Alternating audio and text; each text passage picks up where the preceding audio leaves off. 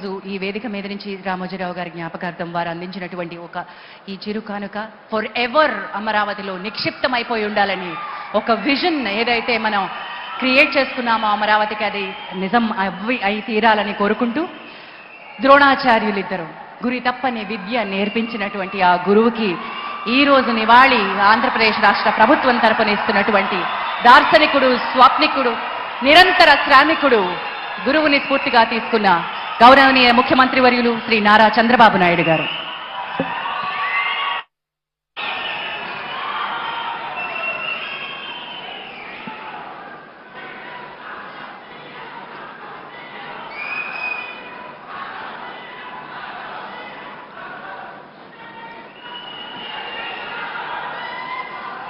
Okay అమ్మా, okay తమ్ముళ్ళు.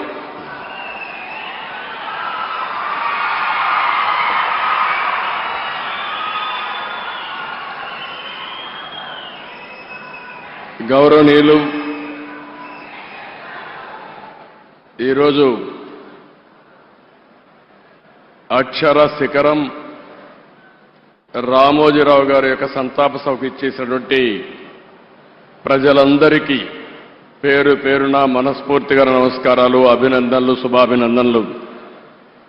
గౌరవనీయులు కిరణ్ గారు, అదే సమయంలో వారి సతీమణి శైలజ గారు, అదే మాదిరిగా కుటుంబ సభ్యులైనటువంటి విజయ గారు, ఇంకొక పక్కన పిల్లలందరూ ఇక్కడే ఉన్నారు.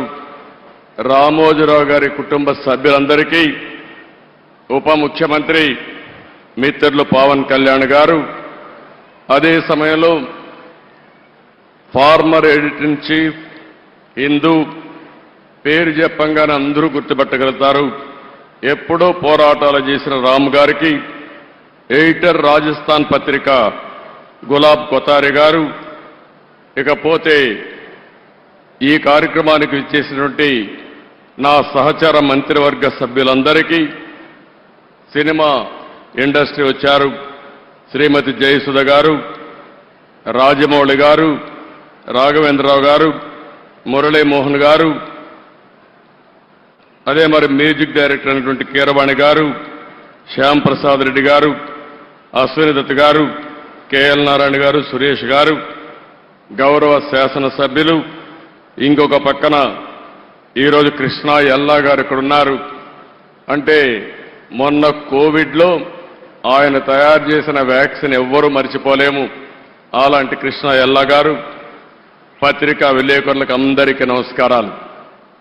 ఈరోజు మనందరం కూడా ఇంత మునుపు చాలామంది మిత్రులు మాట్లాడారు.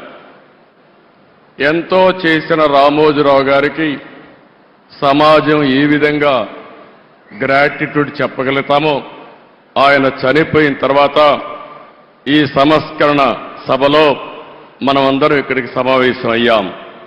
మనం చేయగలిగేది నివాళులర్పించడం, ఆయన స్ఫూర్తిని గుర్తుపెట్టుకోవడం, అదే స్ఫూర్తి భావితరాలకు అందించవలసిన బాధ్యత మనందరికీ ఉంది.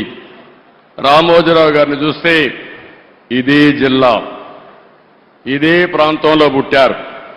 పెదపారపూడి, ఒక చిన్న గ్రామం, మామూలు కుటుంబం. కానీ ఒక వ్యక్తి అచంచలమైన విశ్వాసంతో ఏ విధంగా ఎదిగాడో దానికి ఒక ఉదాహరణ రామోజీరావు గారు అని చెప్పి కూడా నేను మీకు తెలియజేస్తున్నా. ఒకే ఒక ఎన్టీఆర్ ఉంటాడు, ఒకే ఒక రామోజీరావు గారు ఉంటారు. వారిని ఎవ్వరు కూడా జీవితంలో అధిగమించలేరు, అది ఎవరికి సాధ్యం కాదు.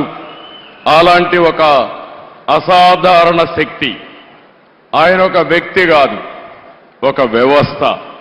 అలాంటి వ్యవస్థను నిర్మాణం చేసిన వ్యక్తి రామోజీరావు గారు. ఆయన ఒకసారి చూస్తే ఏ రంగం తీసుకున్నా ఆ రంగంలో నెంబర్ 1గా ఉండడం, ఏ రంగం తీసుకున్నా దాన్ని మెగా స్కేల్లో ఆలోచించడం, ఇంకొక పక్కన అందులో ఏది చూసినా కూడా ఒక పద్ధతి ప్రకారం నీతి నిజాయితీకి ప్రతిరూపం రామోజీరావు గారని చెప్పి నేను మీకు తెలియజేస్తున్నా. ఇంకొక పక్క ఏ కార్యక్రమం చేసినా ప్రజాహితాన్ని దృష్టిలో పెట్టుకుని ప్రజాస్వామ్యాన్ని కాపాడుతూనే రాజీ లేని పోరాటం చేసిన పోరాట యోధుడు రామోజీరావు గారని చెప్పి కూడా నేను మీకు తెలియజేస్తున్నా. ఈరోజు ఆయన ఏ రంగం తీసినా మీరు చూస్తే వ్యాపార